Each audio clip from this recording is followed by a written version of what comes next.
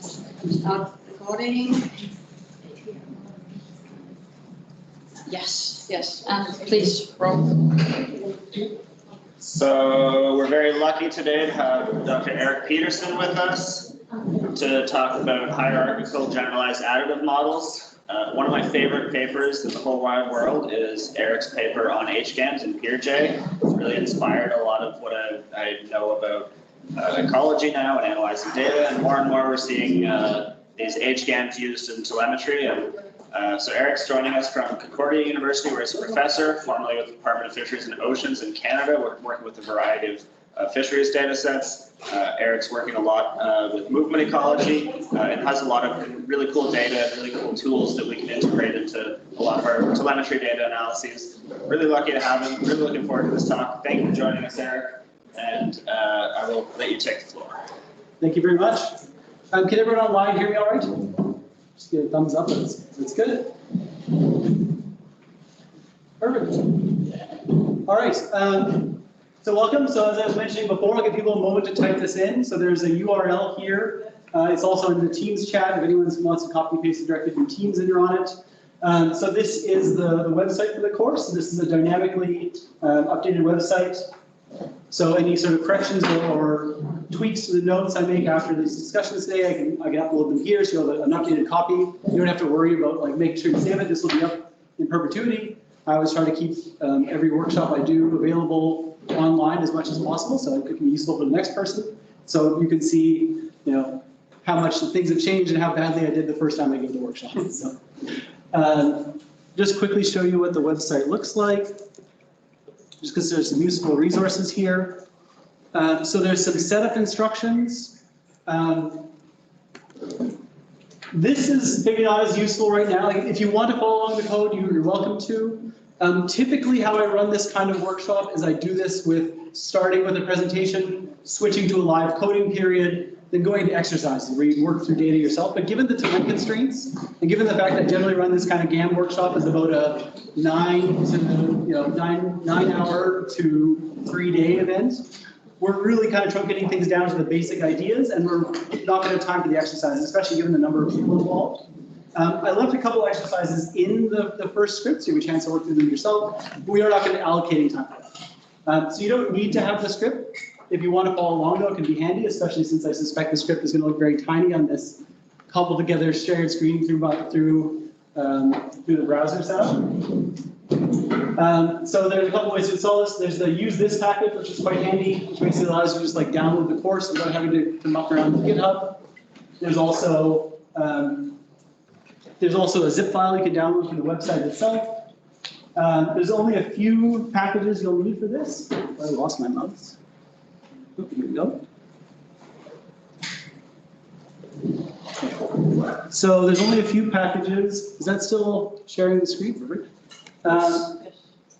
So key ones here are dplyr, ggplot. You won't actually have to worry about SF and Gradia is a nice one to have, but I'm not going to emphasize Gradia too much because I see there's someone else who's going to be doing a workshop on it specifically. And also this laptop is a new one and apparently it's having memory problems, so I don't want to overtax it and have things crash midway through. So I won't be emphasizing Gradia as much except in the slides. But yeah, dplyr, ggplot, and tidyr for data manipulation. And if you've got a modern version of R, you've got MGCB installed. In fact, we've got a version of R since the last 20 years. You've got a version of MGCB installed. It can be a good idea when you're working through these things to update MGCB, especially if you're running an older version of R, though, because the creator of it. So the MGCB is the GAM package really in R. It's sort of the workhorse for GAMs. And Simon Wood, the creator, updates it pretty frequently, including adding completely new functionality that he doesn't really tell you about, except via a minor change on CRAN. So it's often a good idea to double check the other version of MGCB. We're going to do this in two parts. So there's going to be the first part where now, so we're talking a bit about introduction, a little bit of some of the slides and the script here. There's also some extra resources. Please, sorry to interrupt. When you speak, can you direct the voice to the microphone? If not, we can't get. Where is the microphone? Okay, perfect. Okay, I'll try and be, I wasn't sure how unidirectional it is. I'll try and point more directly that way. And yeah, you're welcome to just shout out. I can see the chat, but I think it might be a hard time to see hands up. So just let me know if you can't see anything. As I was saying, there's quite a few resources available. So this is really, this tutorial is really meant as kind of a taster. It's to give you the basic theory of GAMs. We're kind of building up to the idea of HGAMs right at the end. Because you really need to understand the basic core of how a GAM works before we get into it. But there's a ton of other things. So Gavin Simpson's got a couple hour-and-a-half long YouTube tutorials. Noam Ross, another collaborator of mine, has got a phenomenal interactive tutorial. So you can go to their website, work through, and actually solve problems. It's focused on the very basics of GAMs, but it's a really useful practice tool. We have some longer workshops. So this is actually kind of an iteration of a workshop we've done since we first presented it at Ecological Society of America in 2016, I think. And we've done a couple other workshops, including this recent one we did for DFO that got the band back together, so we got the full group of people to present. And of course, David Lawrence Miller's blog and Gavin Simpson's blog are really helpful. And I can't emphasize it enough, if you want to understand GAMs and really get into it, once you start to get a sense for the intuition behind it, the next step is really getting into Simon Wood's work. So his work is very, it's a little on the technical side, but he's a very clear explainer once you kind of get the basics down. And this recent 2020 paper, this Inference and Computation of Generalized Additive Models, is probably the nicest technical introduction to it. So if you really wanted to start understanding what's going on at the core and understand the connections between GAMs and other things, this paper is a must-read.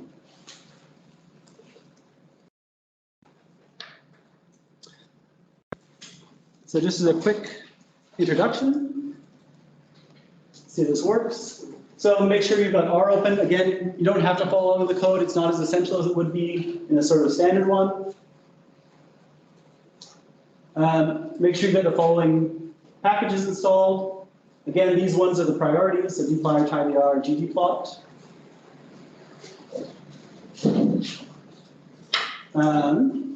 Give you a bit of background about myself. So I have always been interested in movement ecology. I actually worked on some random walk modeling of larvae for my PhD. I've kind of moved away from movement ecology throughout a lot of my postdoc and throughout a lot of my time at both Fisheries Oceans Canada and at now Concordia. I work a lot now on modeling rapid change in aquatic ecosystems and especially modeling spatial temporal change, as well as trying to develop methods for monitoring spatially structured communities. But I'm trying to get back into the movement world, so I'm really excited to be here and really honored by Robert and Marie getting me here for this. And I'm really excited to present this work. So this particular iteration of the workshop is a little bit slightly cobbled together. So it's shorter than I normally do this. I'd normally give this workshop over about 6 to 9 hours. So it's really focusing just on the essentials. And I've also tried to emphasize in the second part some of the applications specifically to movement data. I know there's some challenges and issues to work with, specifically the movement data that I've tried to tailor things to a little bit. Which isn't to say I'm doing it perfectly. I'm sure there's plenty of the people in the room who will tell me that I'm modeling things horrifically wrong, but it's a good learning experience for everyone. Also, just to give a quick credit, so this workshop is also built on the work of a bunch of other people. So David Lawrence Miller here at CREAM, so Center for Research in Ecological and Environmental Modeling. Gavin Simpson, who is now actually, he was formerly in Regina, he's now in Aarhus University, apologies if I just brutalized that, in Denmark. So he just moved there this year. So you folks are very lucky, he's now much closer to you than he is to us. And Noam Ross, who's an ecologist at the EcoHealth Alliance, does a lot of pandemic modeling, does a lot of modeling of time series work. So if you're interested in time series, which is what movement data is, Noam's work is pretty fantastic with this. He's got probably the most experience of any of us at modeling high resolution data and modeling the issues with modeling time series with GAMs. So just quick, what we're covering, so right now we're covering an intro to the basic theory of how GAMs work. And I'm going into this with the assumption that you know at least the basic ideas of what a generalized linear model is. Or at least you've at least some point forgotten the details of the generalized linear model. Sorry. No problem. Very cheerful. So I'll also be covering some useful types of smoothers, and I'll also be going a little bit into how you assess uncertainty in GAMs, because it's a pretty vital skill to be able to say what your p-values are telling you, what your confidence intervals are telling you for a GAM model.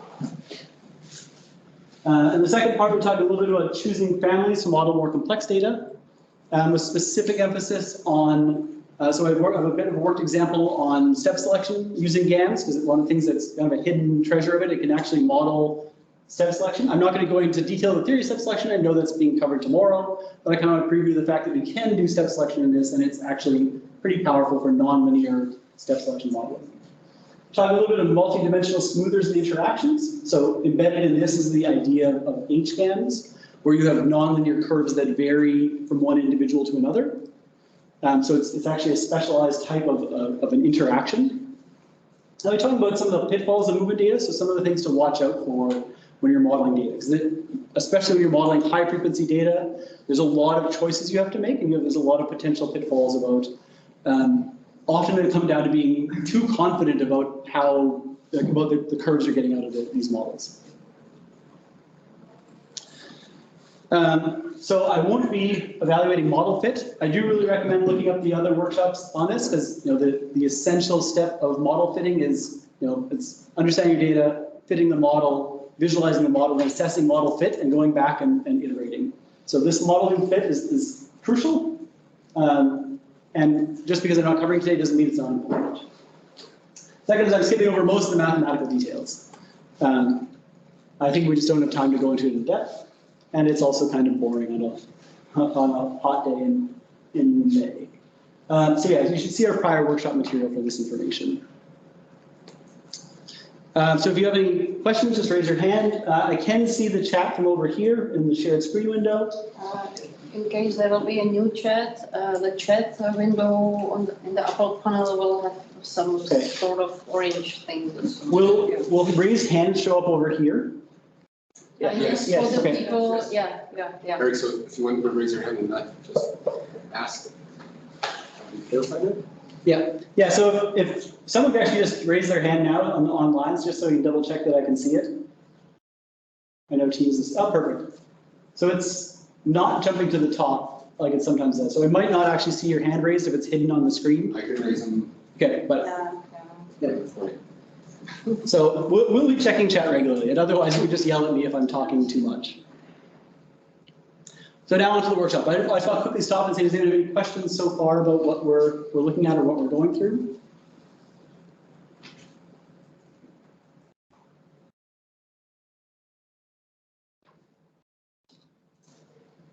Okay.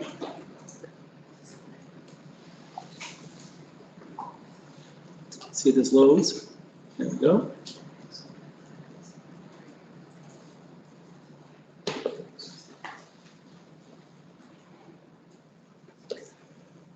I was going to try and put this in full screen, but I think it's not going to work effectively.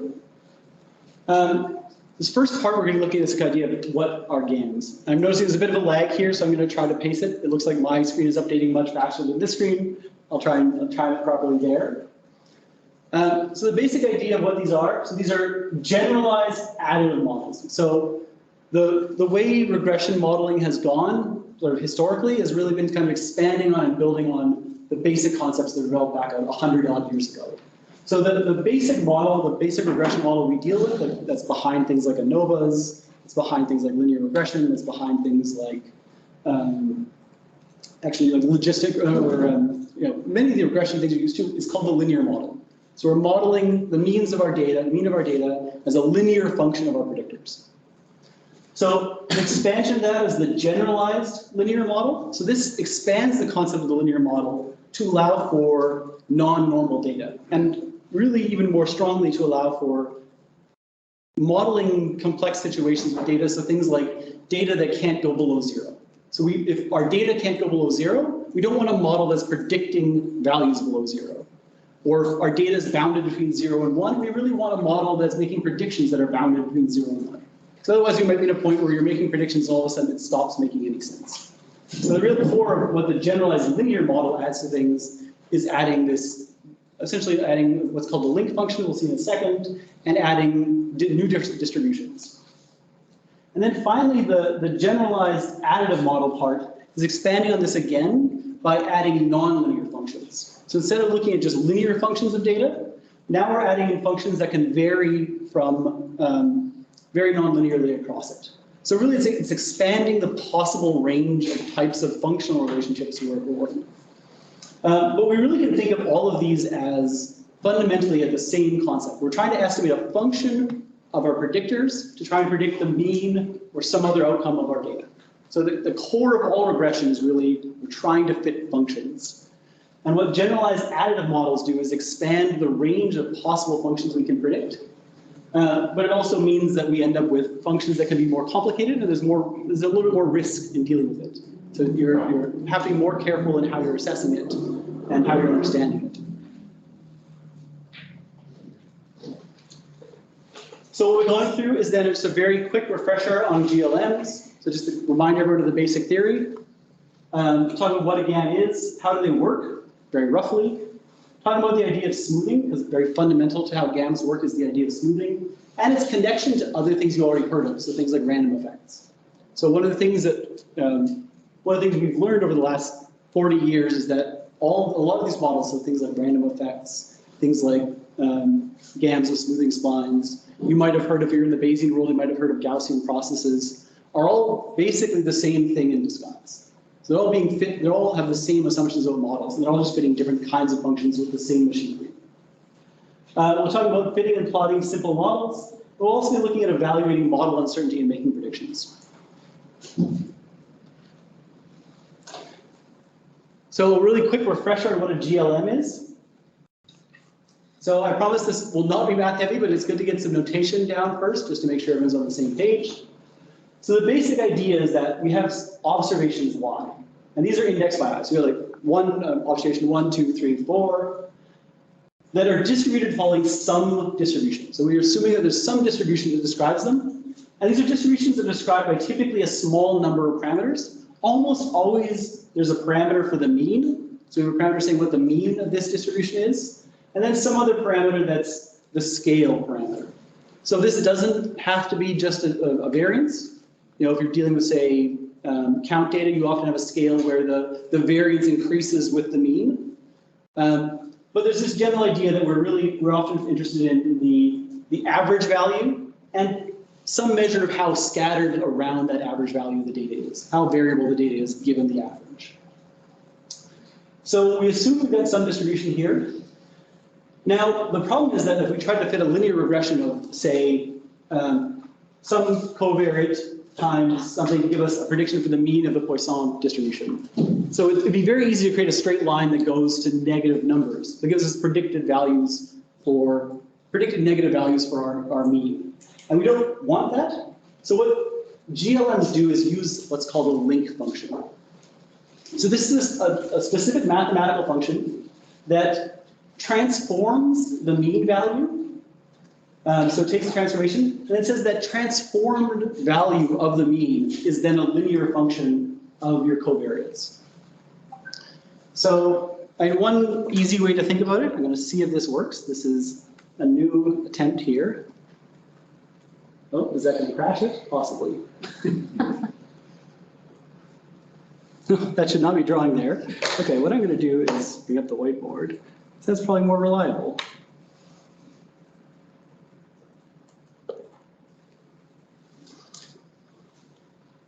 So if we think about if we have, say, some x and some y, and we've got some observations, and we know that our y's are, say, bounded between 0 and 1.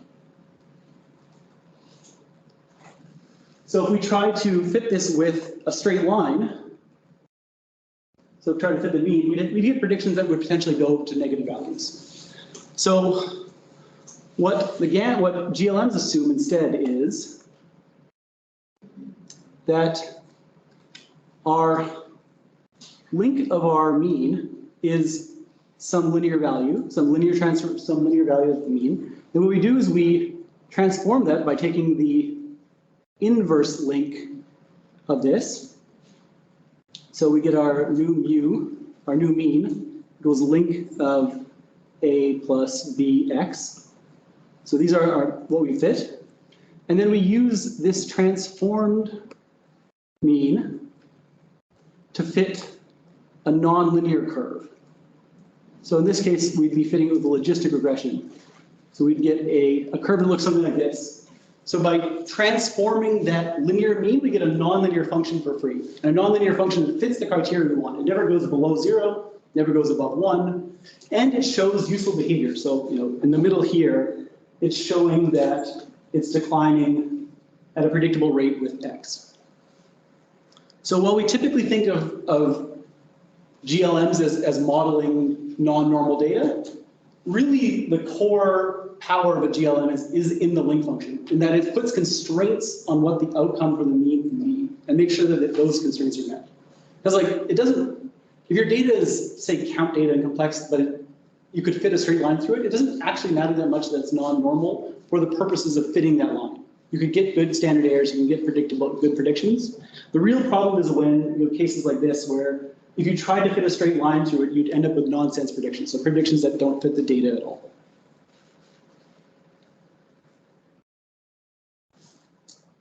Let's see if I can erase all that. Perfect. So again, then the average value of the response, so this mu, is supposed to be a linear combination of covariates with some offset, so some intercept, so here. So shifted up or down by some intercept.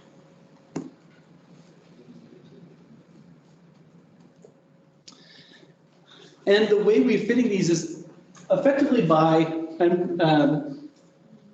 Roland talked about this idea of maximum likelihood in his HNN model. It's the same concept here. We're maximizing the log likelihood of some distribution. So maximizing the log likelihood, same as maximizing the likelihood. Anything that maximizes the likelihood of your data also maximizes the log likelihood of your data. And just in case on the off chance you can't remember in the middle of the afternoon what a log likelihood is, so the likelihood is just the probability of observing our given observations given the covariates. So this is just giving us the probability, we're trying to maximize essentially the probability of seeing our data given our assumptions. And the nice thing with the GLMs is, unlike the issues we run into with, say, hidden Markov models, where you get these complex cases where you need multiple starts to try to find which covariates give the best fit. You have likelihood surfaces that have multiple modes. Because we're making this assumption of linearity, because we can actually deal with things with linearity, assuming some basic conditions on what our covariates look like, there's only ever going to be one mode. So there's only ever going to be one maximum, and it's really fast to find. So the core of this is basically we were just trying to find an excuse to use matrix algebra in weird ways. And essentially it allows us to find these more simple solutions. So we use these GLMs also because they let us fit these more complex data while still using the same machinery of matrices that are easy to solve. So here we're just maximizing this with respect to our coefficients. And just as a simple example, so linear regression is, of course, a form of a generalized linear model. So the link is what's called the identity. So whatever the function takes, what you give for the function, it just returns it back. So an identity function is a really boring function, but it's still a function. It's the one-to-one line. And we're just assuming that our yi's are normally distributed. So they've got some mean and some variance. So the linear regression is a generalized linear model. So for instance, for this slope for data, we can have our estimated mu and sigma. But we can also fit more complicated cases like this Poisson data. So here we have data that's Poisson distributed, which is a type of count variable, and we're assuming that it's increasing linearly. The link function we're using here is the log. So the log of the mean is linear. And we can see what happens is that because we're making the assumption that the log of the mean is linear, what we actually get is exponential growth or decline with our predictors. So if x here was, say, time, this is actually predicting some exponential growth in the mean as x goes up.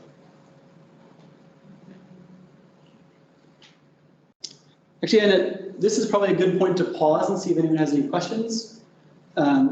I know I went through this pretty quickly, and there's probably some people here who are might not have even encountered some of this before. So I want to see if there's any questions or any clarifications I can make, because understanding these concepts is really kind of core to understanding what a GAN is.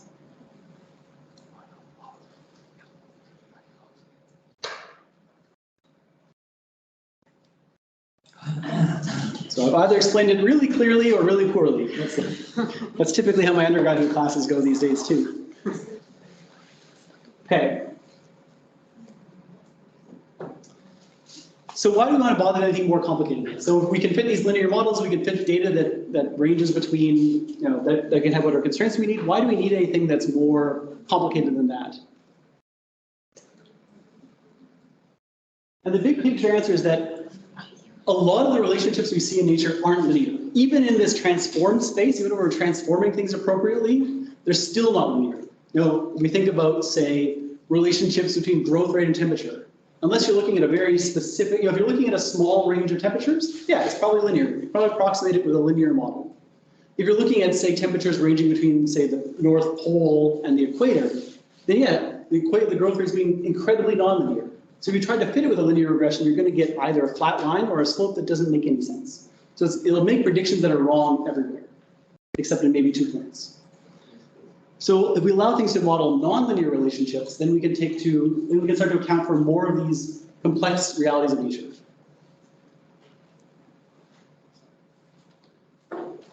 So this one might be a linear relationship, for instance. So this is me fitting a linear model to it. So in this case, I'm just using the geom smooth function from ggplot with method equals LM. So this might be a linear relationship. And you might be able to squint at it and think, like, is this linear or not? But if we could potentially see like at least some curvature here. So even over this range of this data, we might actually be seeing some curvature. So we might, first of all, we might want to determine, is there actually evidence that this is linear or not? So can we actually test or rule out non-linearity?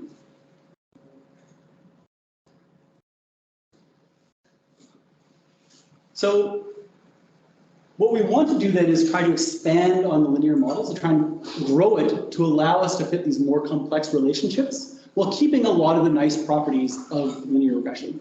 So, if you're familiar with stats at all, you've probably seen fitting like non-linear least squares, where you're trying to fit a complex known function. So say like some sort of exponentially increasing and declining function of temperature.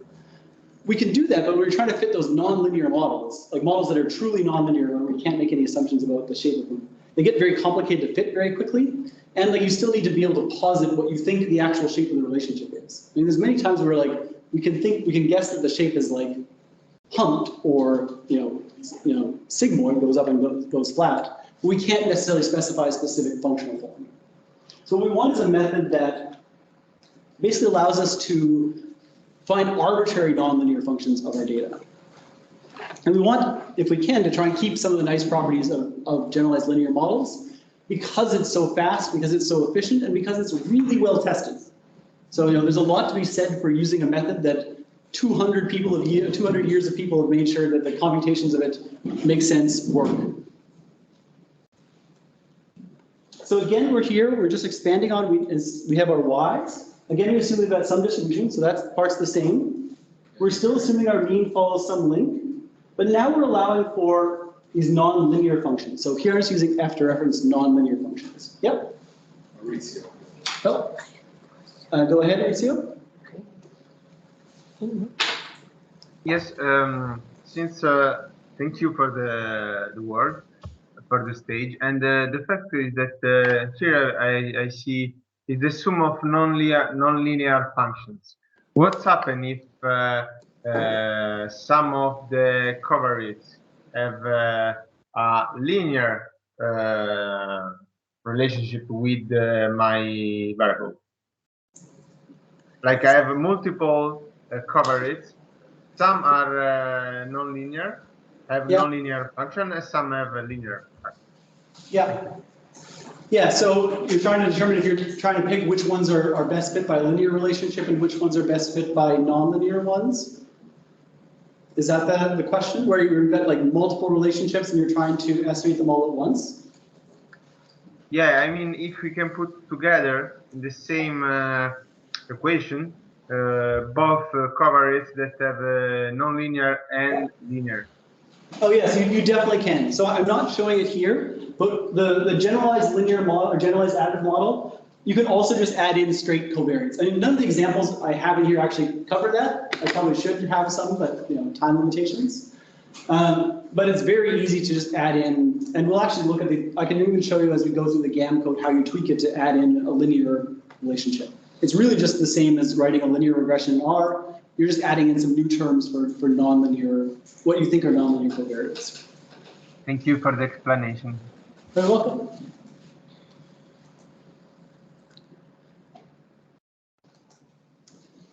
So, like I was saying, we want to be able to exploit the power of the linear model because 200 years of mathematicians have taught us how to do it really quickly. So we want to try and use the machinery of these linear models to fit these nonlinear models. And GAM uses, so we say the word trick. I probably should stop using this term because I know some climate scientists got in trouble for using the word trick. What we mean when we say trick in mathematics is we mean an approach that works really well. So something that looks like it shouldn't work but actually does. We don't mean we're just trying to fool you into doing things. But the basic method behind GAMs is instead of fitting linear regressions for each term, we actually transform our predictors into multiple new predictors. So we basically take one predictor, like one x value, turn it into multiple new values that are each a nonlinear function of that x, and then we can create new nonlinear functions by adding those other ones up. So it's still behind the scenes a linear model, just a linear model applied to a transformed version of our covariates. And I'll show you a bit more about what we mean by that in a second. So we refer to these transformations of our x as what is called basis functions. So I mean, a basis function sounds like a complex idea. It sounds overly technical, but you've already used the idea of bases before. So when you try to find a point in 3D space, your bases for that point are the x value, the y value, and the z value. These are three bases you're describing to describe that exact 3D location. We could also have used as another basis, say, the angle from the x-axis, the angle from the vertical, and the distance from that axis. So that would be another basis.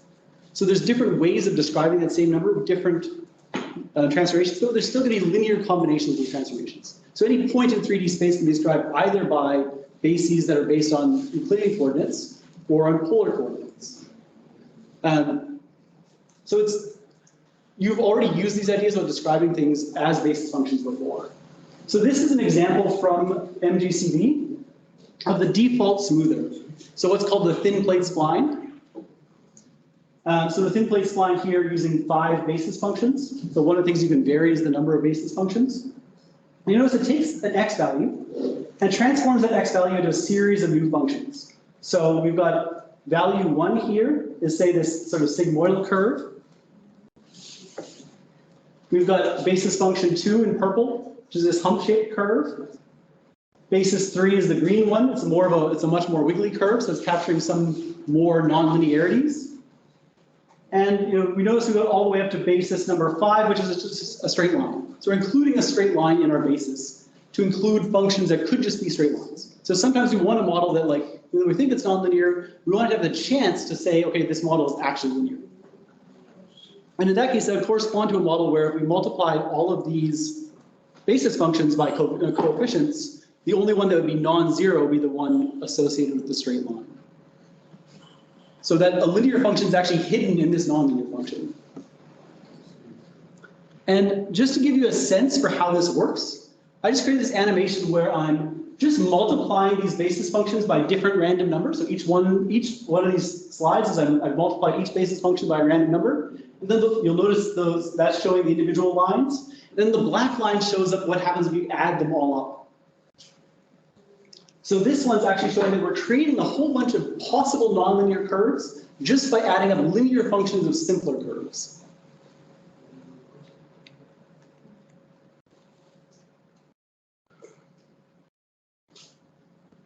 So the nice thing about this, at least from the user's point of view, it means that when we want to write a GAM, it's just a simple model of putting S in your code. So just GAM Y function of Sx, instead of saying x as a covariate, we're putting Sx. So MGCV is just using this to mean smooth function. So when you see S, it's referring to a smooth function.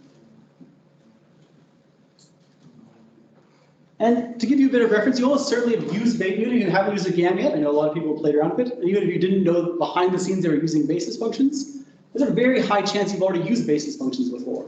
So anytime you try to fit a nonlinear curve with a polynomial, or like x plus x squared plus x cubed, well, those are nonlinear transformations of your data that you can use to add up to make a new function. So they're just one type of basis function. Now, the downside is they're not a very good one. So why we don't just recommend you add in, say, 57 polynomial terms into your data is that polynomials function very poorly for modeling.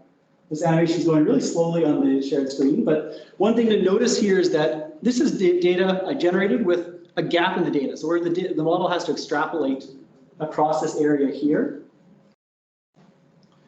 And what you'll notice is that as the degree goes up, so the number of polynomials we're using goes up, things are getting pretty wild over here, so predictions are getting really wild. You'll notice that the tail here, this is jumping up and down like crazy. So because we've got no data to constrain what that tail is doing, because we put no constraints to the polynomial, as we add more basis, as we add more polynomial terms, it just keeps clicking up and down to infinity.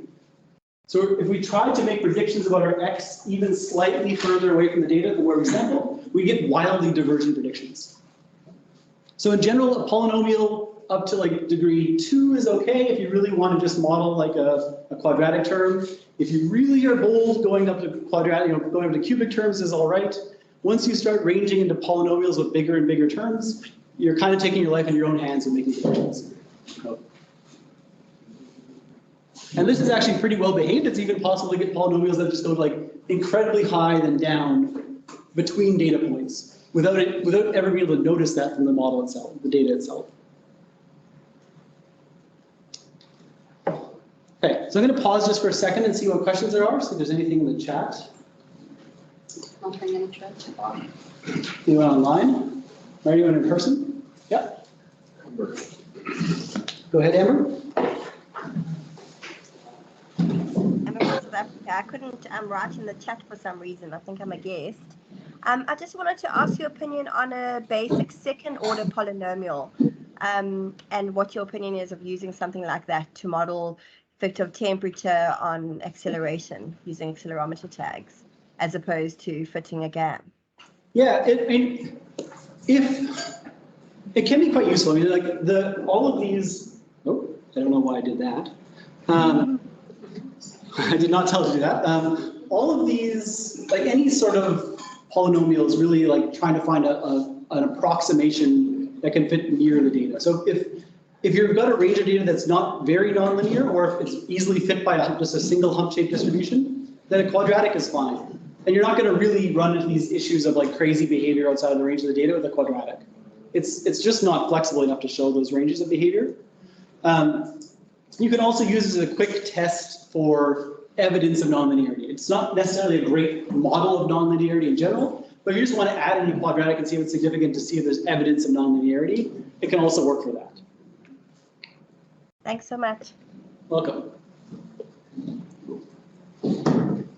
Okay. Any other questions? Okay. Okay. So there's one of the things that MGCV has is a range of different types of smoothers, so different types of basis functions. And this is one of the powers of MGCV is it gives you a very wide range of possible ways of modeling data. And it's also one of the dangers of MGCV is it gives you a very wide range of modeling the same data. So it's useful to be aware of some of the different types of smoothers. One of the most common types is cubic splines. So this is just implemented in base R. I think it's just using the splines package. You'll notice I'm just using GLM here. I'm not actually using GAM in this case. Here I'm just saying, okay, you create this spline with 4 degrees of freedom. So what this is doing, I mean, the basic idea for these splines and for the thin plate as well, bring the whiteboard up again, is it's using a type of similar to a cubic polynomial. So the idea is you have cubic polynomials. So you have like a cubic polynomial like this, and then attached to it is another cubic polynomial like this. Attached to it is another cubic polynomial like say like this. So that with the constraints that they have the same first and second derivative at these knots. So at each knot, the cubic polynomials that are matching have the same first and second derivatives. And then you can use that to fit, you can use those basically as one type of basis function to fit your data. So rather than trying to say add a 37 order polynomial, this actually uses cubic polynomials, which are pretty well behaved, that are kind of clipped together, attached together at their ends. So it's using a bunch of like local polynomials to kind of fit more complex data. So it doesn't have that problem of going to infinity or going to minus infinity just outside of the range of your data. We're putting pretty strong constraints on how wiggly it can be, because we're saying that those derivatives have to be equal to each other where they meet. But it does hence still overfit. No? There we go. Okay. So see if this animation is working. Yeah.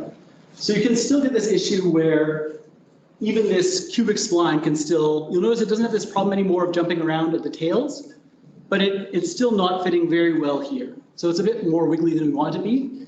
And basically what's happening here is this smoother, we're saying that if we can fit arbitrarily complex functions with it, if we keep increasing the number of degrees of freedom here, we can make it fit more and more complex curves. We haven't put any constraints on how complex a curve should be. We haven't told it that, like, we said, okay, you can fit it as complex as you want, but we gave it as many smoothers as there are data points. We just get a curve that exactly interpolates our data, that exactly follows our data and has no more assumptions of randomness to it. So these can model more complex functions, but they're still not optimal because they can very easily overfit data. So this comes to the core of the second key idea for GAMs. So the first is this idea of breaking functions into basis functions, creating nonlinear functions out of different basis functions. The second key idea, though, is we want to put a penalty on the shapes of those that are possible for those basis functions. So we want to say it's unlikely to see curves that are really, really wiggly in nature. So we want to make it, we're going to put a penalty on those. So basically, we're going to allow for the possibility if our data really, really is wiggly. We will also want to say that unless there's support, strong support for the data, we want to penalize curves that are too wiggly. So remember from before, we're maximizing this log likelihood with respect to some intercepts and slopes. So with GAMs, now we're maximizing our log likelihood. So we still have these b's. So these betas correspond to our coefficients for the basis functions. So we're still maximizing the log likelihood of y given our coefficients. We're adding a penalty to this term. So we're actually modeling, we're maximizing this combination of how well it's fitting the data, so how well the curve matches the individual data points, penalized by this term that takes into account the wiggliness of the data. So this S is a matrix here, which basically is our mathematical definition of wiggliness. It says, okay, how wiggly is this curve and how strongly do we want to penalize the wiggliness of this curve? And this lambda here is basically what's called the penalty itself. It's determining how strongly we're keeping that curve from wiggling. So a penalty of 0, you just set this penalty to 0, this term goes away. So you just get back to maximizing our likelihood. We get our simple linear regression. As this goes to infinity, the only kind of curves we can fit are going to be ones that have no penalty associated with them. So ones that are where if we multiply our B transpose times our smoothing matrix times beta, we get a 0. So there's no penalty associated with it. And again, we're just maximizing this whole thing with respect to the intercept.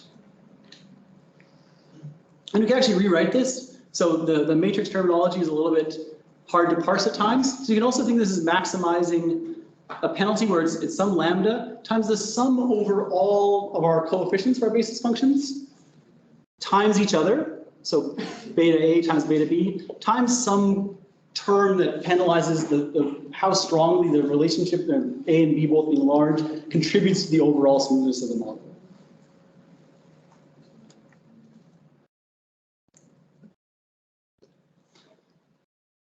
So this penalty term then trades, or this lambda trades off between how well the model fits the observed data. So that's this log likelihood, and how wiggly the fitted function is. High lambda, very little wiggliness. Low lambda allows for more wiggliness, allows to fit the data as closely as it wants. And then the matrix S is a measurement. This is what we call the penalty matrix. It measures how wiggly different shapes are. So for each type of smooth, there's a defined penalty matrix that says this kind of curve is very wiggly, this kind of curve is not very wiggly. So this shape of curve is not very wiggly. So the idea is that you can think of it as like trying to find curves that are as close to, has as low as wiggliness as possible that still fit the data relatively well. And then there's some combinations of parameters that are going to correspond to a penalty value of 0. So if you're looking at MGCV and you see the term null space, that corresponds to those combinations of basis functions that have 0 penalty. So if we add the basis functions together and look at how it affects this overall penalty here, that means that we just end up with a penalty of 0. So there's no, essentially the model saying this particular one is not wiggly at all. So that's pretty abstract. So it helps to look at this in terms of a more complete picture. So this is where I fit this same data sample where I fit a smooth. So this is a cubic spline. This is the same cubic spline smoother. I just allowed for a large number of basis functions. But instead of changing smoothness by varying basis functions, instead what I've done is varied the smoothness penalty. So here with 10 basis functions with no smoothing, so there's no penalty at all. You notice I get this very wiggly curve that doesn't fit very well at all. If I let MGCV decide on the smoothness penalty, and we'll talk about how it does that in a bit, I get this much better curve, this curve that's fitting the data much more smoothly and is not over-interpolating outside of the range of the data or even inside of the range of the data. And then if I go for, say, 10 basis functions where I increase the penalty all the way to infinity, all I get back is a straight line. So basically, in this case, this smoother is saying that straight lines aren't wiggly. So you can always fit a straight line to this data. It'll never penalize a straight line away, at least for this particular type of basis, this type of smoother. So if you're using MGCV, and we'll see in a second that the default type of smoother is what's called the thin plate spline. We won't get into technical details beyond this overly complicated integral formula, but the basic idea is that it's defining smoothness as the second derivative of the curve, or the squared second derivative of the curve. So if you think about a curve, say here, if you look at the squared second derivative, so this is going to be the first derivative. The second derivative at this point is not going to be that high. At this point, the first derivative is going to be high, but it's going to be flat. But the second derivative is actually going to be quite high. So we look at the second derivative, it's actually going to be low. It's going to be negative, below 0. Or here, the second derivative is going to be high, and it's going to be high and positive there, be low and negative there. So we kind of draw out the second derivative here. It looks something like this. So all these places where the second derivative is high are going to contribute to how wiggly the curve is at that point. And so what we're doing is actually summing up the squared second derivative. So if we square this term, we get a curve that looks something like this. So any point where we're seeing the curve switch direction is contributing to how wiggly the curve is. Any point where the curve is just, say, going up straight continuously, it's not really contributing to the wiggliness of the curve, so it doesn't add to the overall penalty. But places like this, where it's changing direction rapidly, add to how wiggly this curve is considered to be.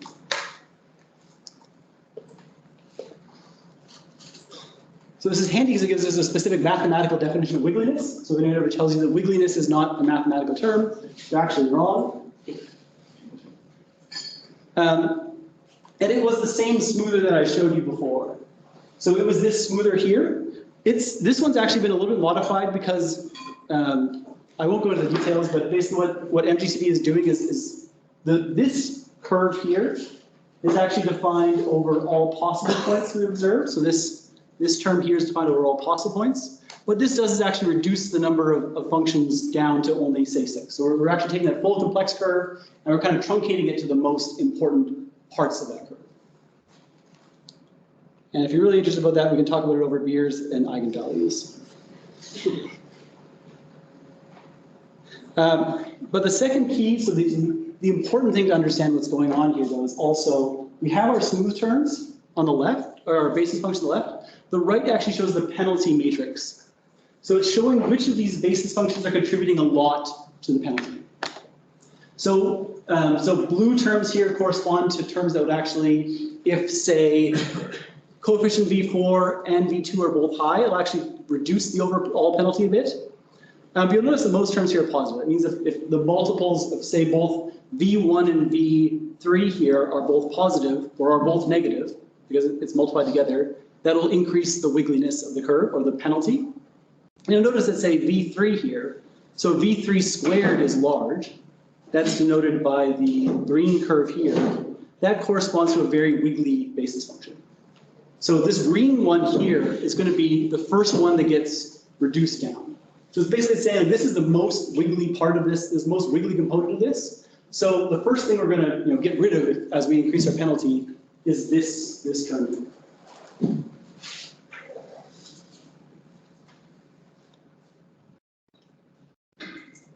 So just to show you what some of the penalties look like for different combinations of this. So again, I'm just varying each basis function to a value of 1 and setting else is equal to 0. You can see how the penalty is jumping around as I do this.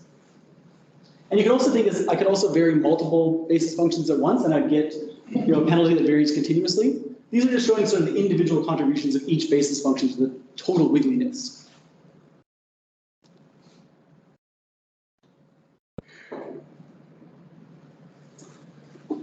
I do actually want to pause here and see if there's any questions, because I realize this is a complex idea. It took me many years to wrap my head around it, so I don't expect you to instantly catch it on the first time you see it. Do you choose the kind of basis function, or yeah? So I have to specify which one I want to? You have to choose the type of basis, like the type of smoother. So in this case, like choose like a thin plate spline, for instance. And you have to choose the number of basis functions you use. So the more basis functions you have, the more possible curves you can have. Like this curve here, for instance, like with these basis functions. Strange. With these basis functions, there's only a maximum possible number of shapes you can draw. We couldn't actually draw a curve that goes up and down, up and down, up and down, up and down. There's just not in what's called the function space of it. So but as we add more basis functions, we allow for more possible curves. So the downside is the more basis functions you have, the longer it takes to compute.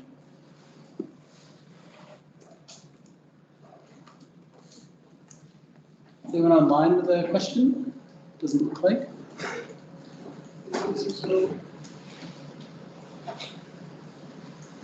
Okay. So the kinds of basis functions you use can be very useful for, like, why you might want to choose different basis functions is it allows you to model different types of situations. So one that's often not known about, but it's actually very useful to know, is what's called a cyclic smoother. So this is a smoother that's designed, instead of being like the one we saw before that could go up or down or could go sigmoid, there's actually one where you can strain it to have the same value at both ends. So if you're thinking about, say, measuring how quickly an animal is moving with the time of year. So if you think that, like, if an animal is moving quickly in the summer and slow in the winter, or like slow in January and February, well, we want it to have the same rate of movement of January of last year as of, say, end of December next year. It doesn't make sense of this annual model prediction that has different, like, that expects a jump between January and December. So the cyclic smoother lets us do is put a constraint on this to say, okay, it's always going to have the same value at the two ends. And so this is just an example of the basis functions for it.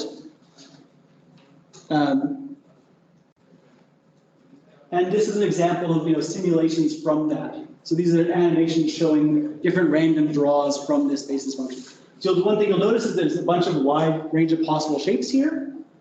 Say single humped, it can be double humped. You'll notice that the tails are always moving together. So they not only have the same value, they actually also have the same first derivative. So it's only abruptly jumping in space, it's not even abruptly jumping in direction. Yep? Can you explain a little bit the matrix with the basis functions? Which, Yeah, so it's the same concept here, is that these determine how penalized the model is based on the pairwise product of the basis functions. So like, if say, the only things that were in your model were V1 here, which is the red line, and V2. So V2 being the blue line here. You'll notice that like these terms are zero, so the terms, I'll actually use the pointer here, it's probably easier to see. So the term here is zero, term here is zero. So you know the product of the interaction between them doesn't do anything. The only thing that would cause that smoother to be considered non-smooth is if V1 is large or V2 is large. Because this is going to be penalized when the square of V1 is big. This is going to be penalized when the square of V2 is big. So when either, say, this curve or this curve are large, you'll have a higher penalty. You notice the same thing here, so V3 here in green, when this term is large, it's going to really contribute to how wiggly this curve is. So when it's big, you notice it's kind of the wiggliest looking curve, which makes sense. So when this one's large, it's going to lead to a very large penalty.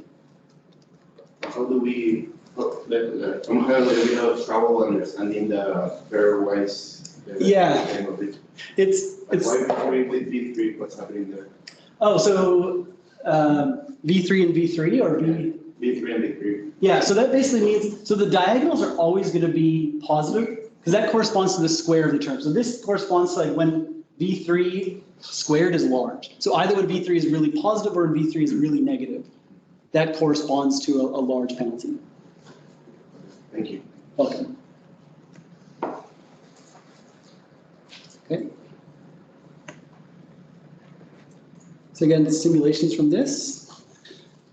For the simulations, Yep, the shape changes just based on the different coefficients that you have for the. exactly. I'm just multiplying these by different coefficients and then generating a new smooth curve each time I multiply them. So these are showing us some of the curves that are possible to make with this. You can think there may be an infinite number of curves depending on any combination of these. These are just showing like, you know, fairly likely ones that actually have a reasonable chance of being drawn.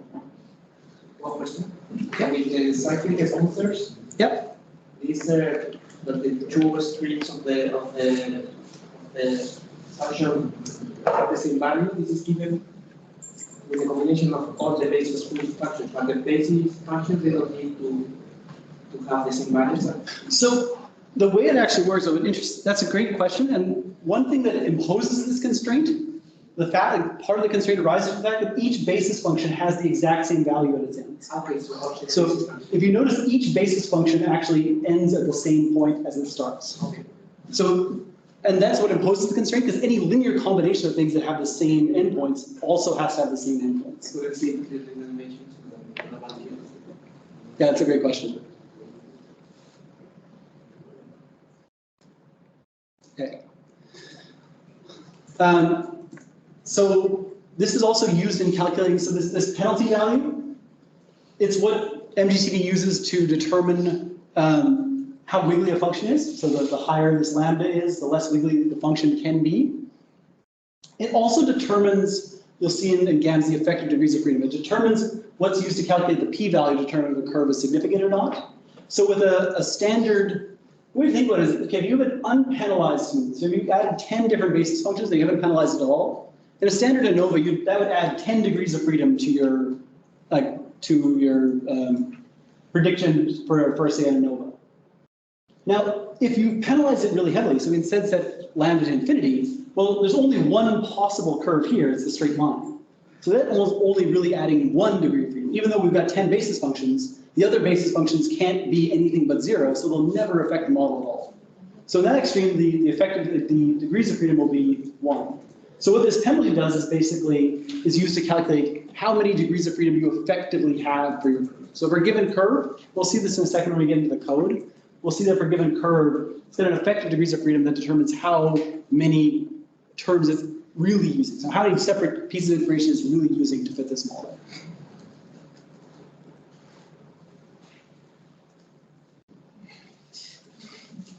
So as another way to think about this, if you haven't already had enough ways to think about this, if you've ever fit a single level random effect, you've already fit a smoother. So when you talk about like a random effect having some variance, you know, saying, okay, this random effect has some variance, so you're estimating an LME4 or an LME, your variance is just going to be 1 over the penalty. So in this case, the random effect is just a basis function that has one basis function for each group. So each group's got its own basis function. The penalty matrix is just going to be a matrix that's the identity. So it's only got a diagonal. It's got the same entry for everything. So it's the same way of saying, okay, a smooth model, penalized smooth models, are just random effects in hiding, or vice versa. They're really the same way of thinking about things. So if you're having a hard time thinking about things in terms of penalties getting bigger, you could also think of them in terms of variances getting smaller. So if we jump back a slide. Sorry, see if we can jump back more than one slide. Yeah, so here we have, oh, I think I confused it. So rather than thinking of this being large, corresponding to wiggly terms, you also think of 1 over this being small. So, you know, a small, so if this is, 1 over this is small, that corresponds to a really small variance. So a really large penalty means a small variance of your term. Your term just can't be that variable if that penalty is big. And vice versa, if 1 over this is really large, so as this penalty goes to 0, 1 over that penalty will get really large, that corresponds to a random effect that's got really big variance. So it can have many possible values. There's no constraints on it.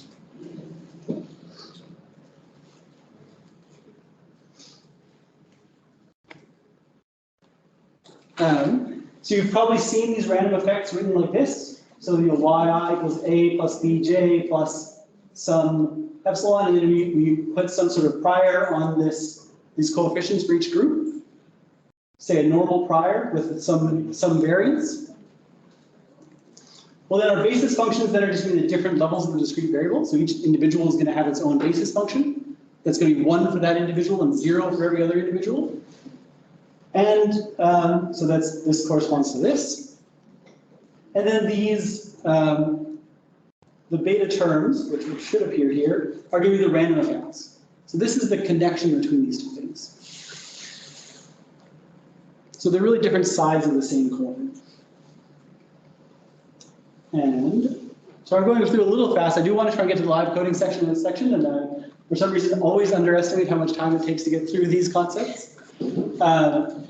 This is basically just what I'm saying, and this is, we're talking about the effective degrees of freedom.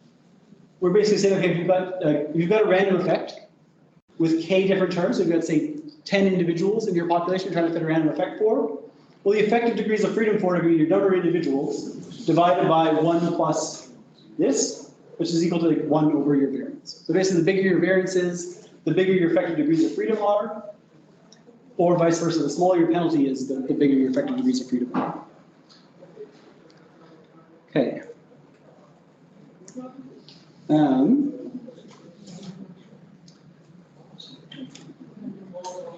So before actually we could go on to how these are fit, I do actually want to show some code just to give you a sense of how, I realize we're getting close to about the 236, about the 240 range. So I'm actually going to hop over to the script here, just to give you a bit of a sense for what this code looks like. So I'm going to, these are the packages I'm loading. And we've been working with data from a trawl survey. So as a population biologist, my go-to for these things is typically to go to species distribution models or abundance distribution models. They're just easier to write out, and they kind of avoid some of the complexities that we have to deal with in the movement. But the ideas are going to be the same.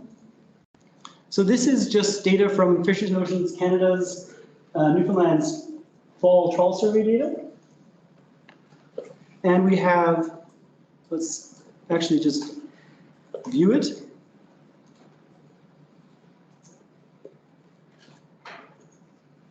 So we have different years.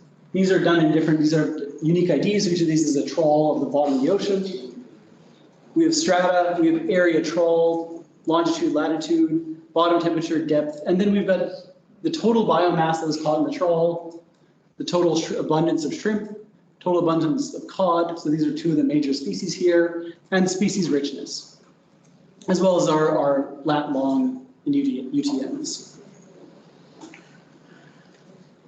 So there's some details about here. I could take a look at, say, how temperature varies with depth in this case. So if you're used to dealing with cold water oceans, the plot of temperature versus depth might look kind of strange and complicated here. For instance, we actually see that temperature goes up with depth. So the first temperature is declining with depth. As you get deeper, you're getting to cold water. But then all of a sudden, the temperature will actually rise up to this 4-degree level before starting to decline again. So this is a really kind of classic non-linear problem, because we have this relationship we're trying to model that's never going to be fit by a straight line. Yeah? Mauricio. Mauricio? Yes, thank you for the stage again. And just one question. All the single points do indicate the recording for each hole? Yeah, so each point here is a temperature measurement from a trawl in a different year. Yes, but I mean, it's the mean temperature of the hole, or it's the temperature at depth for each hole? It's a temperature at depth, so it's the temperature at the bottom. Okay, just to understand, if I make one hole and I put, for example, the net in the water, and it starts to fish like at 50 meters, and it fishes and at 50, and then you take 1 point, right? Then you go down and you take another point. Well, right? So this is a randomized stratified survey. So they're doing like the same strata every year, but they're taking random points in each stratum, and they're doing So they're not like doing a gradient of temperature or of depth. They're actually doing the whole shelf of Newfoundland here. So it's several thousands, several tens of thousands of square kilometers they're sampling. But it's a depth gradient that we can see these broader relationships. Okay, thank you. Sorry to interrupt. Oh, no interruption. I did want to just demonstrate, so before we go on, just how badly a straight line fits this. And as a good note, if you look at the R squared for this, it's going to look phenomenal. Like your R squared for this line is probably 0.8, maybe 0.7. So if you publish an R squared for this relationship, it would be amazing. But the problem is you're predicting it wrong in every single point except for here and here and here. So you've got 3 points, you've got the average temperature right, and it's wrong literally everywhere else for the ocean. So this does hopefully emphasize the fact that you can't just look at R squared, you can't just look at how well a relationship fits and say this line is linear. Non-linearity is something that we really have to test for separately. And the real outcome of it, and one of the reasons we say that the assumption of linearity is the most important one for regression, is that if your assumption is wrong, you are going to be wrong everywhere.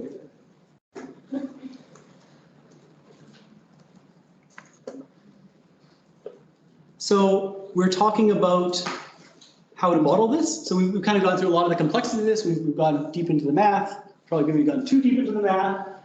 But if we want to actually model this in R, MGCD is hiding all of this from you. You don't have to calculate your own basis functions. You don't have to calculate your own penalty matrices. You don't even have to ever look at them if you don't want to. What MGCD is doing behind the scenes is creating these basis functions, but we don't have to do it ourselves. So the basic elements of this GAN model here are your outcome, same as linear regression, your smooth term. So here I'm modeling as a function of log 10 depth.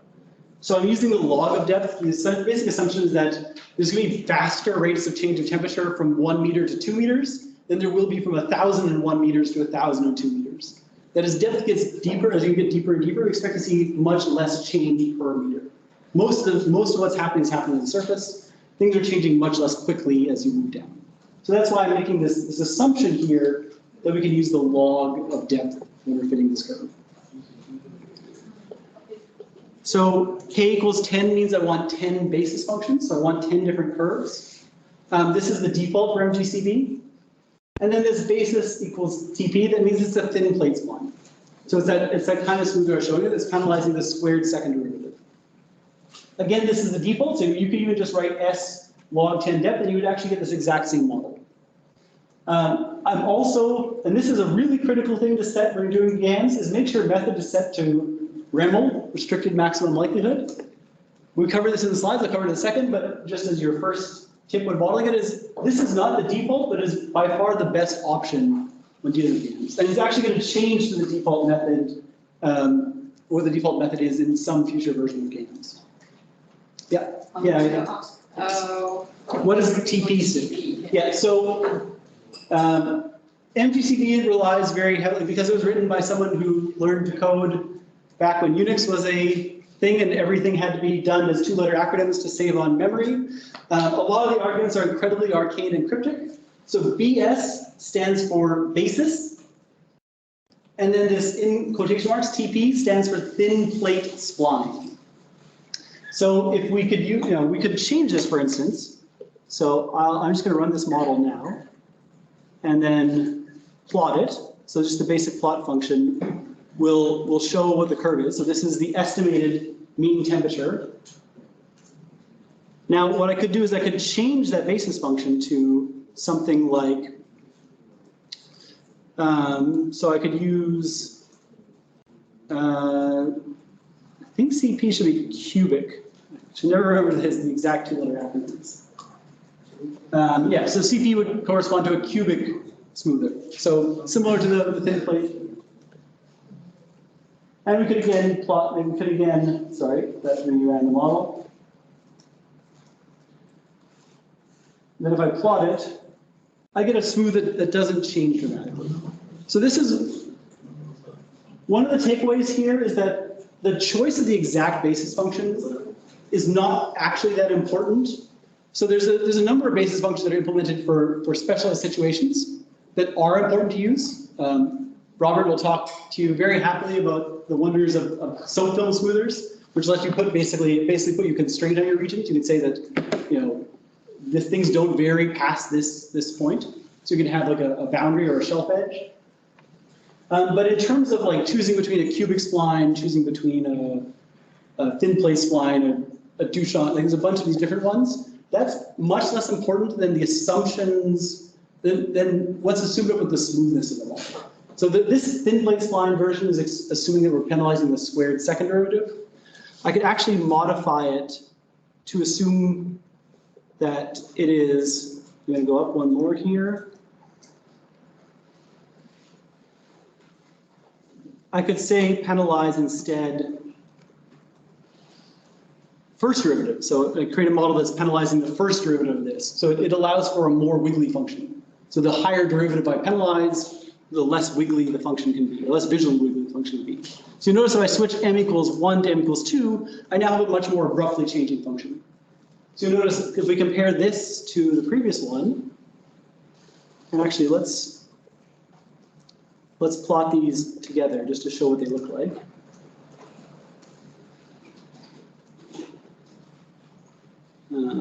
Maybe.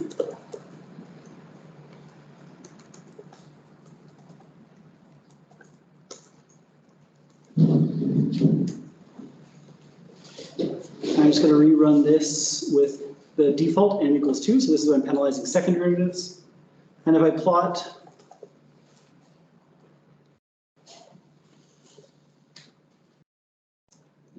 of course they are.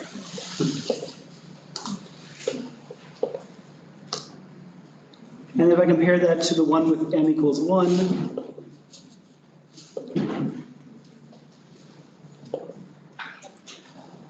have I done this properly? Yeah. So you'll notice that, for instance, in the smooth, the case here on the left, where I assumed the squared second derivative, it's assuming the temperature is going to keep increasing here. Whereas here, because this allows for a more wiggly function, a function that is like more locally wiggly, you notice it actually truncates it here. It says, okay, the temperature actually levels off right at the surface. And similarly, we're getting a bit more of a shift here. So this is one of the things, is that the exact smoother you use is often less important than the assumptions it's making about the data. So the difference between this, like m equals 1, m equals 2 thin plate splines, determines how, like what order of derivative we're penalizing. And just to show you kind of an extreme example, we could go higher if we want. And who doesn't want to have 4 derivatives? We could go, say, to m equals 20. So I'm penalizing the 20th derivative. Actually, let's go for the 10th derivative. Otherwise, or the 5th derivative, because otherwise this is not going to work.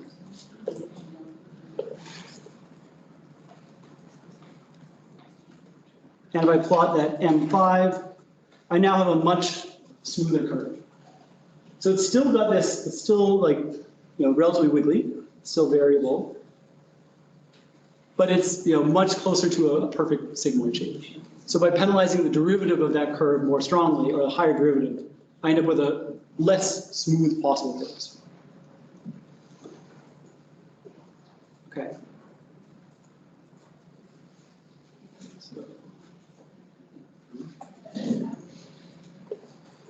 So that should give you at least a picture of how these are, like how these work. So what a smooth looks like.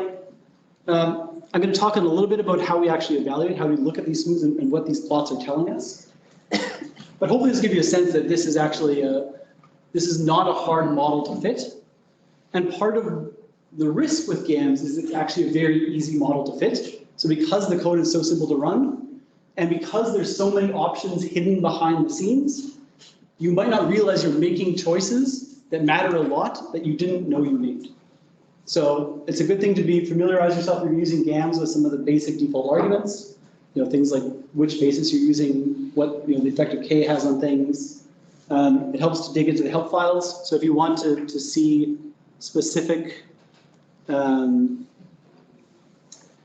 you want to see more information about the smooths, if you go to this question mark smooth construct, it'll actually give you, it gives you a lot of details about how smooths are made, and it will, I'm trying to find where it is. So there's actually a list of smooth terms available.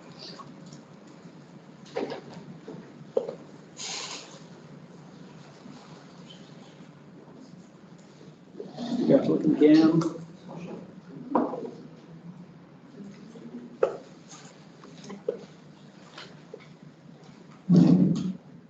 Sorry.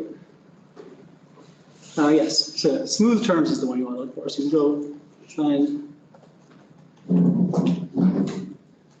This gives you all of the, a lot of the information about the different types of smooths there are.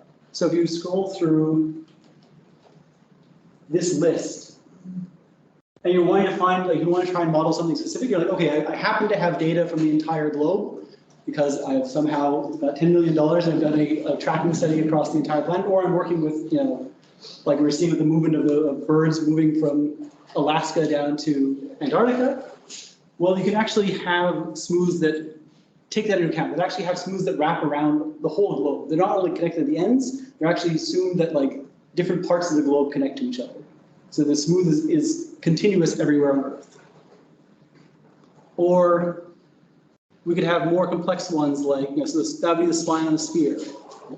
We can have random effects. So if you wanted to fit a simple random effect, so you want to have like say, just model individual variation, the term you're looking for is BS equals RE for random effect.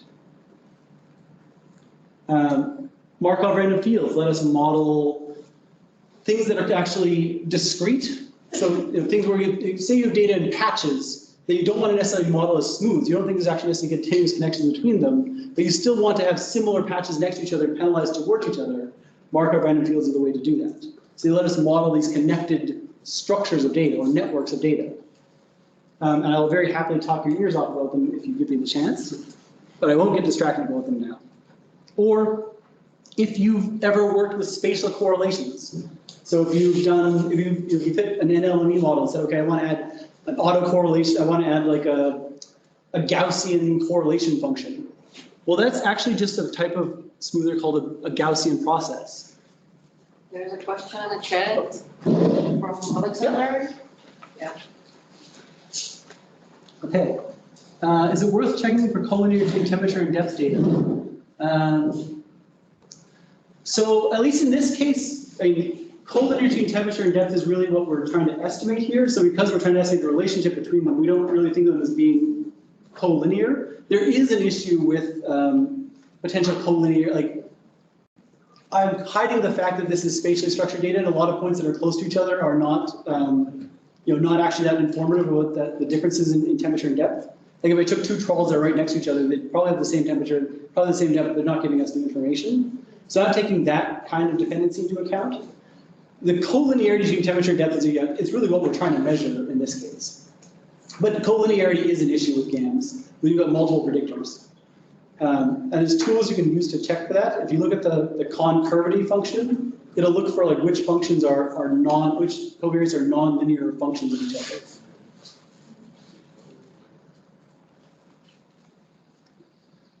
Yeah, I really recommend if you want to use GAMs, just scrolling through this. I won't go into too much more depth besides the fact that if you want to fit HGAMs, this is your best friend. So this is a factor smooth. We'll talk about it a bit in the second section.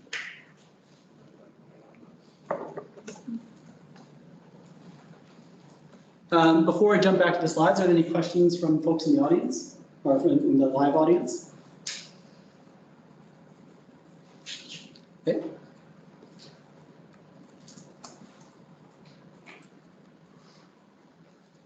Okay. So, important thing to understand is where these penalties come from. So before, what I showed you is I just set the penalties specifically, but it's very obviously an important term to understand and to predict.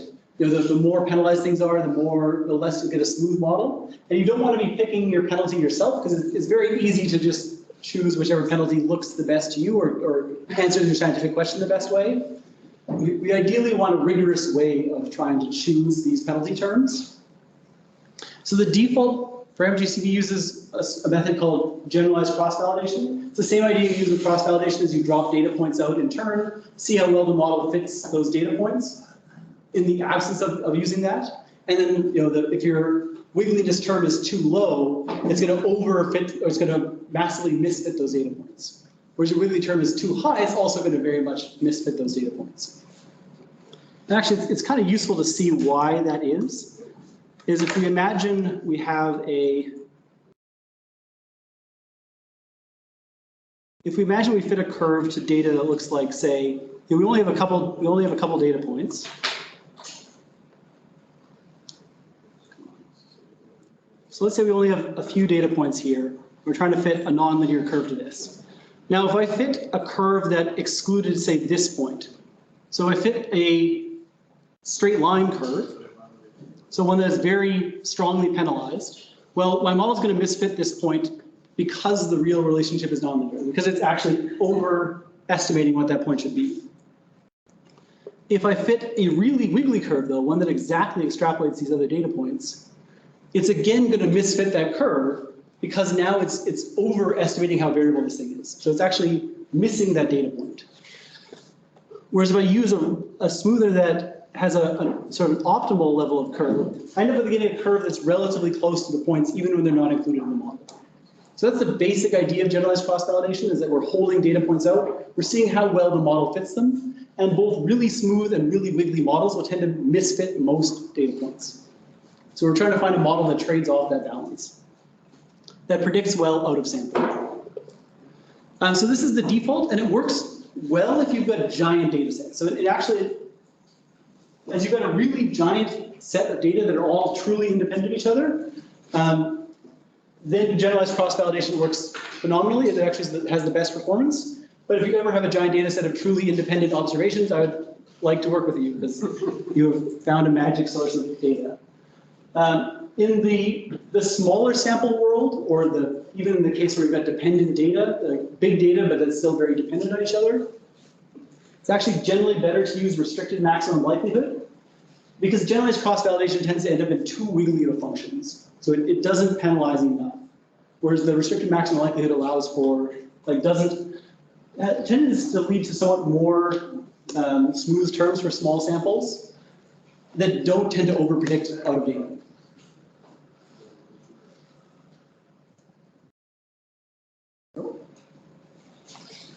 So if you've used NLME4, this is the exact same concept of REML used there. It's the same definition. We won't go into the mathematical definition of it. It's basically, but it is using essentially a term where it's trying to find you can think of it as a prior. It's trying to find curves that if you didn't know what the actual values were, like if you just drew curves at random that were constrained to have a given level of wiggliness, how far would those curves be from the data? So if the random curves were very unwiggly, most of those curves would not be close to the data. If the curves were really, really wiggly, most of those curves would also not be close to the data.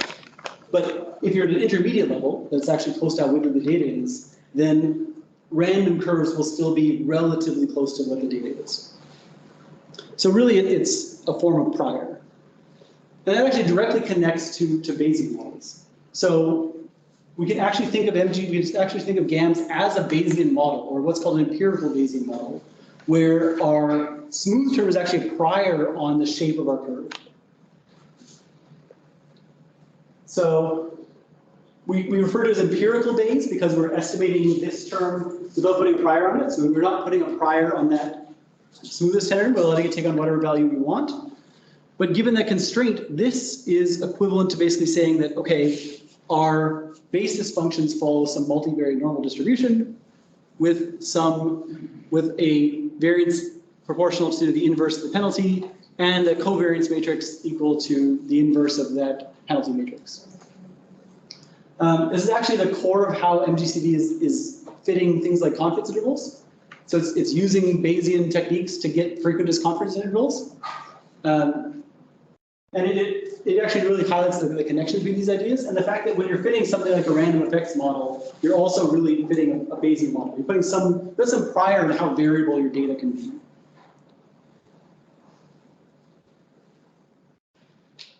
I'm just going to skip over this. The last thing I did want to talk about in the last minute or so is just this concept of evaluating uncertainty.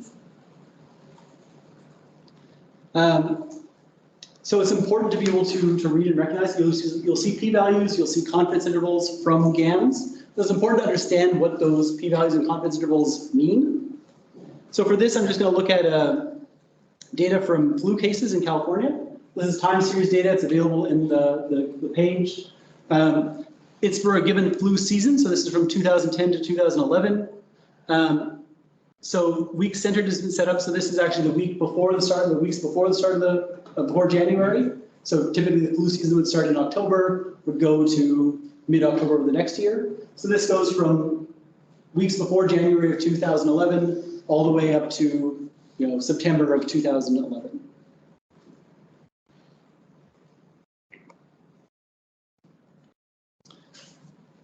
So what we have with this, and this data specifically includes number of tests done, so number of tests people who are positive for the flu, and the total number of tests. And so I think one of the things we've learned with COVID over time is that it's important to track not only number of positive cases, but the test positivity rate.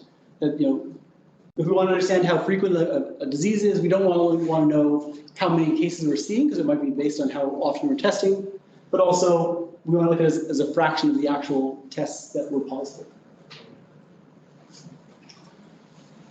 So here I'm fitting a relatively simple model. So it's just a smoother, I've increased the default number of terms, so allowing for a more flexible term. We know that flu seasons are typically quite cyclic.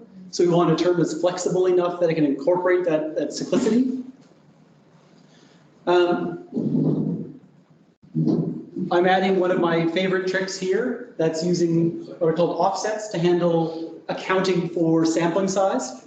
So rather than say dividing the number of tests by the number of positive tests by the number of total tests, which would be our naive test positivity rate.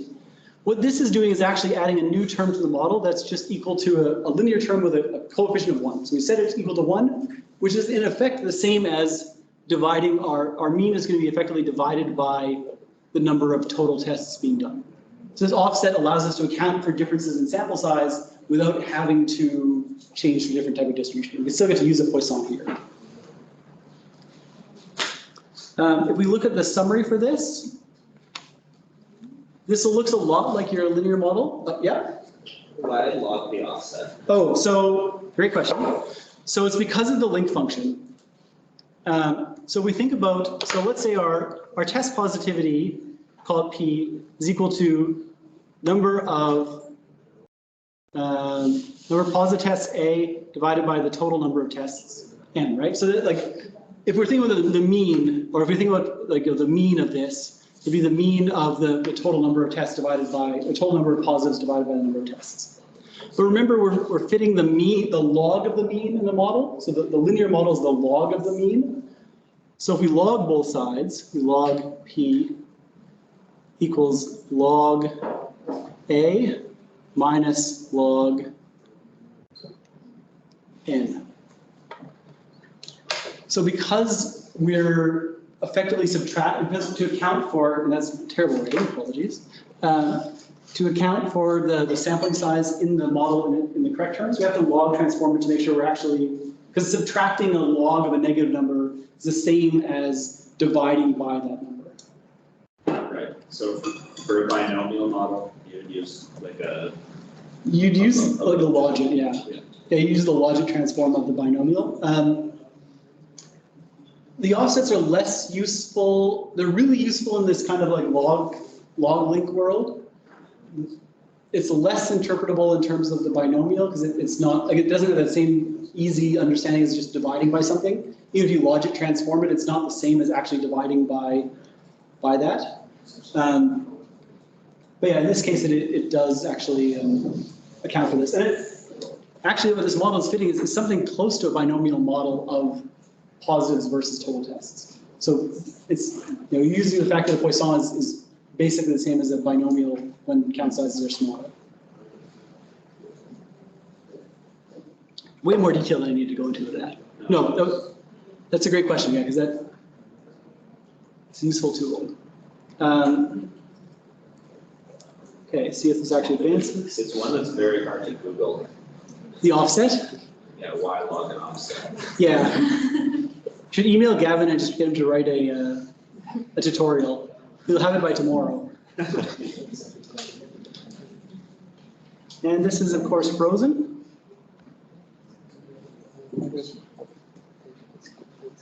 Sorry, Eric, it's Amber here. Yeah. What are the implications if you didn't include that offset? Oh, or rather, what are the alternatives? So in that case, well, yeah, if I didn't include the offset, I'd basically be just modeling total counts. So it wouldn't give me test positivity, it would give me just like a smooth of the total count, which is going to be closely related to test positivity. You typically test a lot when there's also a lot of counts. But it's not taking that, like it's not accounting for the prediction of the total number of tests that you'd expect to be positive. So it's sort of the same as like, it's the difference between modeling, say, the total abundance of observations in a trap versus, or in say a trawl versus dividing by the area of that trawl to give you a density. So it's this relationship between like, same as the relationship between like abundance versus density. Density is scaled by some measure of area. Thanks. Does that make sense? Yes, absolutely. Okay, perfect. Okay, so I did just want to show this, and then we'll actually, I think, take a break after this. Is it be a good time for coffee? But I did just want to quickly walk through how to interpret these results. So if you've seen a linear regression, most of the output for this looks pretty similar and is interpreted the same way as you interpret a linear regression. So you're going to have there's this block here that are parametric coefficients. So this corresponds to any term that you add in as a linear term. So you were asking about, can you add in linear terms into the model? So I could add, if I added in, say, a term for, if instead of it, like, say it was an offset, if I actually like regressed test cases as a term here, the number of cases would show up here. And there would be a slope estimated with it. Same as before, as estimate standard error. These are all interpretable the same way you would a normal linear regression. Of course, you need to identify your link here. Then this block here is where it's interpreting the p-values for the smooth terms.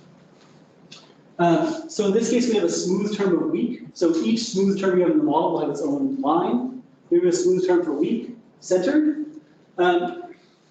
You'll get this, remember we talked about effective degrees of freedom? This is how strongly the penalty is biting. So remember we used 15 basis functions? It actually ends up being 14 in this case because one of them is the intercept, which gets dropped, because otherwise you'd be trying to fit two intercepts in the same model, which doesn't work. So this 15 basis function smoother really has 14 basis functions. for maximum confusion. But it's really only using 10 of them to fit the model. So we were trying to assess like the problem, like how well this smoother fits the data. This is the degrees of freedom it's using for the ANOVAs and for the p-value. Reference degrees of freedom, technical thing, don't really worry about it. It's I have to look it up every single time, and it never matters. We really just want to focus on effective degrees of freedom. This is just your chi-square value, which is used for the test. And then there's this question about how do we interpret the p-value. So it's pretty easy to think about what a p-value for a linear term corresponds to. Low p-value corresponds to strong support for it not being a flat line. It's actually the same idea for a GAM. So for a GAM, if we think of, if we have, say, a curve that looks something, a curve that looks sort of like this, and has big confidence intervals around it. We'll talk more about the confidence intervals later. If we can fit a flat line through it, and it falls within the confidence intervals, so a flat line falls within the confidence bounds, that's going to have a low p-value. So this will have a p-value of less than or greater than 0.05. Because basically it's saying that like a high p-value for GAMs means that like we can't tell it from a straight line. The curve isn't adding any more information. Whereas if you've got a very low p-value, it corresponds to, okay, there's a lot of evidence that this is not, we can't just fit this relationship with like a flat line of 0.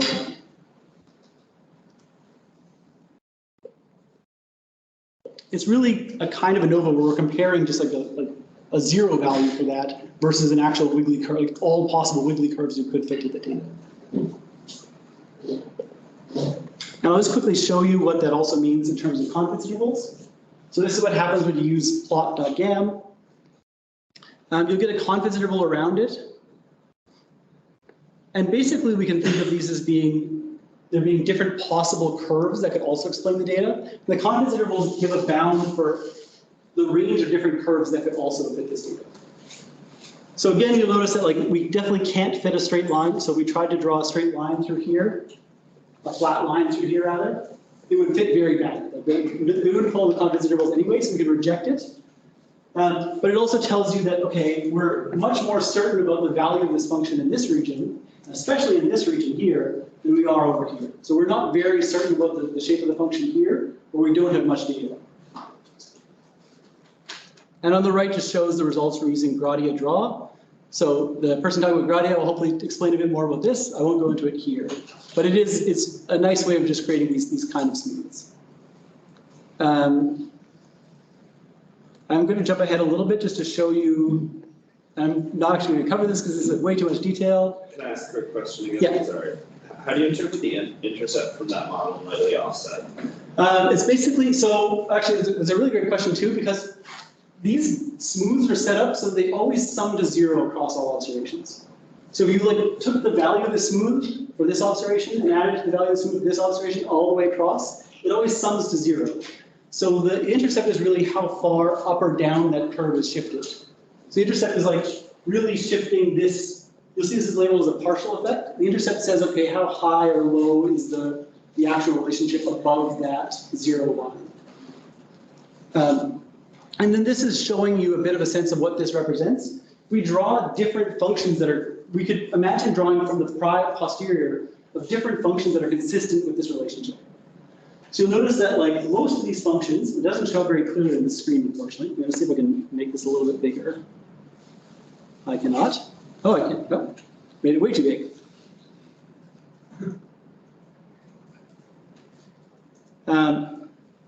So you'll notice we're pretty confident about the shape of the curve.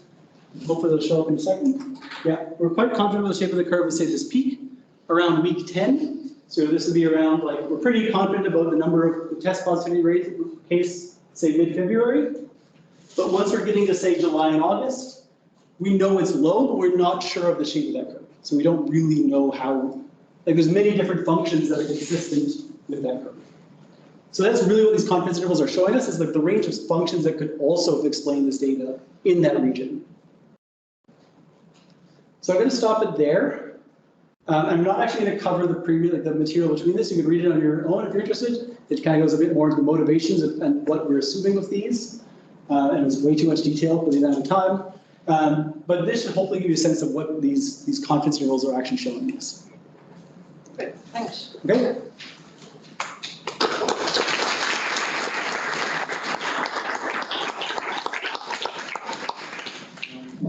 Okay, guys, so let's have 30 minutes coffee break. It's okay for you? So let's meet 3:45. And if there's any questions online, it's in there, absolutely.